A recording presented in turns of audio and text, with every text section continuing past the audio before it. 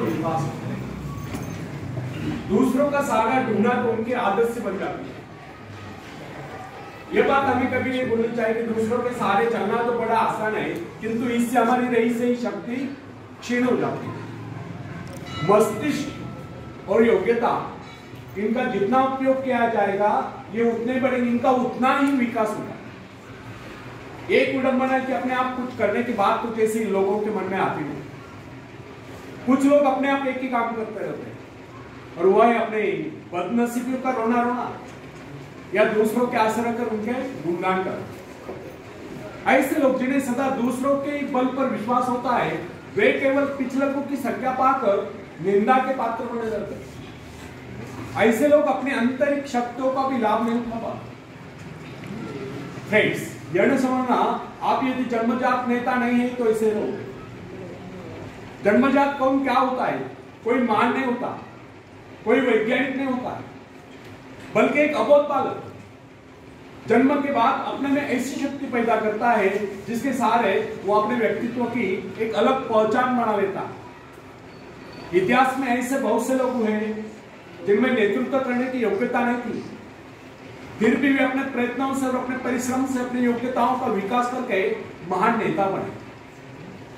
नेता वही होता है जो किसी पर निर्भर न हो, जिसमें नेतृत्व करने की क्षमता हो, जो दूसरों के विचारों का सहारा लेना आवश्यक न समझता हो, उसमें स्वयं सोचने और अपने कार्यक्रमों को स्वयं निर्धारित या कार्यान्वित करने की क्षमता होती है। लोगों की संख्या बढ़ाकर भीड़ के बीच में चलना तो कोई बड़ी बात नहीं। बड़ी बात तो यह है कि लोगों के दिलों में अपना स्थान बनाया जाए, चाहे लोगों की संख्या कितनी कम क्यों न हो। ऐसे लोग वही होते हैं जो आत्म विकास करके शक्तिशाली होते हैं। ऐसे लोग अपने भाग्य को बदल देते हैं, अपने साथ साथ दूसरों का भी भाग्य बदल देते हैं। फ्रेंड्स, आज के युग की विडंबना यह है, हर कोई किसी न किसी का सहारा ढूंढकर नजर आता है। किसी को अपने धन का सहारा लेना पड़ता है तो किसी को अपने मित्र का, कुछ तो अपने वंश पर ही फूले नहीं समाते। ऐसे तो बहुत कम लोग होते हैं जिन्हें अपने ऊपर पूरा विश्वास है।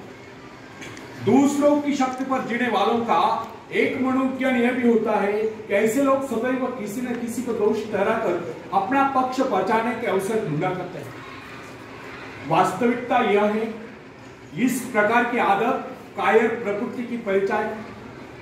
आत्मनिर्भर बनिए, आत्मनिर्भर बनने की आदत डालिए। आदत का आरंभ उस समय होता है जब एक बच्चे को उसका पिता कोई विशेष कार्य करने को कहता है तब वो संतुष्ट नहीं होता, लेकिन जब वो अपने ढंग से उसी कार्य को करता है और उसे पूरा करने के लिए संघर्ष कर विजय प्राप्त करता है तो उसके चेहरे पर खुशियों की लहरें थिरकती नजर आती है। इस प्रकार की विजय की भावना उस बालक को शक्तिशाली बनने का एहसास दिलाती है। फ्रेंड्स, स्कूल की शिक्षा या कॉलेज की शिक्षा केवल व्यक्ति की व्यवहार कुशलता और योग्यताओं की वृद्धि नहीं करती, ये तो व्यक्ति के हाथ में औजार थमा देती है। इस औजार का सही इस्तेमाल करना आदमी को स्वयं ही सीखना पड़ता है। हेनरी वार्ड बीचर अपने समय के एक महान विचारक अपने बारे में कथा सुनाया करता था। जब मैं बच्चा था तब मुझे किसी तरह से आत्मविश्वास की शिक्षा दी गई। मुझे ब्लैक बोर्ड के पास भेजा जाता था। मुझ में शंका और संदेह होने का रोग था। मेरे टीचर मुझे बार बार कहते इस पाठ को अवश्य पढ़ना। उनके स्वर में काफी क्रोध हुआ करता था। उनका यही कहना था कि हमें केवल प्रश्नों के उत्तर चाहिए। यद्यपि उन शिक्षकों का यह व्यवहार कठोर ही प्रतीत होता था, किंतु इतने सारे बच्चों को सीधी राह पर लाने के लिए उनका यह व्यवहार उचित था। और इस व्यवहार का ही नतीजा था कि एक मास से भी कम समय में विधि ने मन मैं उन सभी सवालों के जवाब निकलने लगा जो मुझे सबसे कठिन लगता है। एक दिन मुझे ब्लैक बोर्ड पर एक सवाल हल करने को कहा गया। जैसे मैंने सवाल हल किया, टीचर बड़े कठोर अंदाज में बोले बिल्कुल करो। अब मेरे पश्चात उन्होंने किसी दूसरे छात्र को बुलाकर उसी सवाल को करने को कहा। उसने उसी तरीके से सवाल हल किया जिस तरीके से मैंने किया था। मेरा उसका जवाब एक था। फिर टीचर उसकी पीठ थपथपाकर बोले, शाबाश, तू तो इस सवाल को हल करने में सफल हो गया। और मुझसे आने गए, मैंने तुरंत ही खड़े होकर पूछा, टीचर यदि इसका मेरा जवाब है कि सुलझाने का तरीका है, फिर आपने मुझे डांट कर गलत क्यों कहा? तब टीचर बोले, यह बात तूने पहले तो नहीं कही जब मैंने तुझे गलत कहा। फ्रेंड्स, केवल पाठ को याद करने से कोई मतलब नहीं, हमारे भीतर यह दृढ़ विश्वास होना चाहिए कि जो कुछ हमने याद किया उसे कोई काट नहीं सकता। इससे ही आत्मविश्वास होता है, और जिनमें ही आत्मविश्वास होता है वही तर्क दे सकता है, वही बस यानी कि चर्चा कर सकता है। लेकिन जिसे स्वयं अपने ऊपर ही विश्वास न हो वो क्या तर्क करेगा? उसके तो अच्छे कार्यों को भी अगर हमने गलत कहा तो उसे यही समझ लेना होगा, हो सकता है वो गलत हो। फ्रेंड्स, मनुष्य को भ्रम होता है कि अकेले काम करने से अच्छा किसी दूसरों की सहायता लेकर काम करना होगा, लेकिन अपने ऊपर विश्वास करके पूरी लगन से अगर कार्य को किया जाए तो उसमें सफल होने की आशा दोगुनी हो जाती है। हर महत्वाकांक्षा का अर्थ होता है अपनी शक्तियों का परीक्षण करना, लेकिन दूसरों की नकल करना, दूसरों पर निर्भर रहने से व्यक्ति में दुर्बलता ही तो आती है। शक्ति तो हमारे स्वयं के मेहनत करने से आती है। अखाड़े के पास बैठकर हम अपने शरीर को शक्तिशाली नहीं बना सकते, या दूरदर्शन पर एक्सरसाइज प्रोग्राम देखकर हम अपने शरीर को तंदुरुस्त नहीं बना सकते। इसके लिए हमें स्वयं ही व्यायाम करना होगा, स्वयं ही एक्सरसाइज करनी होगी। फ्रेंड्स, यदि आप जीवन में सफलता चाहते हैं तो इसके लिए आपको स्वयं ही प्रयास करना होगा, स्वयं ही उस रास्ते पर चलना होगा जो आपको उन्नति को ले जाता है, और वह रास्ता है आत्मविश्वास का।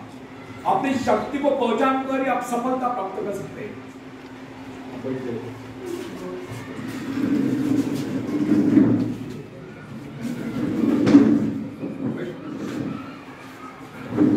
आप सफलता प्राप्त कर सकते हैं, या अपनी योग्यताओं को पहचान कर आप सफलता प्राप्त कर सकते हैं।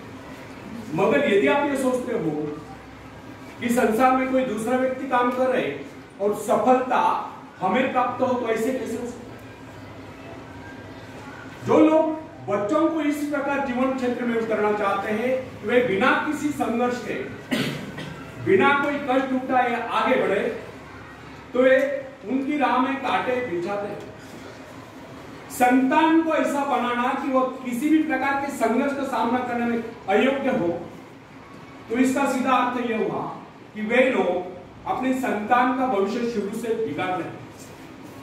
संतान को सुख और ऐश के झूले में झुलाने वाले माँ बाप संतान के सबसे बड़े दुश्मन होते हैं। दूसरों की तो छोड़ो, वे उसे स्वयं को पहुंचाने की जरूरत या स्वयं को पहुंचाने के कष्ट भी उठाने नहीं देते। बच्चों को भी समझना चाहिए, स्वर्ग जाने के इच्छुक को स्वयं ही मरना पड़ता है। स्वर्ग वही जाएगा जो मरेगा, दूसरा कोई नहीं जा सकता। इसी प्रकार जीवन का सच्चा आनंद वही पाएगा जो अपनी आत्मा की शक्ति को पहुंचाएगा। फ्रेंड्स, यदि आप किसी कार्य में कामयाबी चाहते हो तो उसके पीछे अपनी पूरी शक्ति लगा देना। नवयुवकों का या नवयुवतियों का स्वभाव होता है सुनना, सीखना, अनुसरण करना, लेकिन अगर उनके अभिभावकों द्वारा या माँ बाप के द्वारा बचपन से सारे इशारा देकर उन्हें जीवन संघर्ष के लिए हतोत्साहित किया गया हो, निराश किया गया हो, तो इसका परिणाम ये निकलता है कि वे अकेले चलना भूल जाते हैं।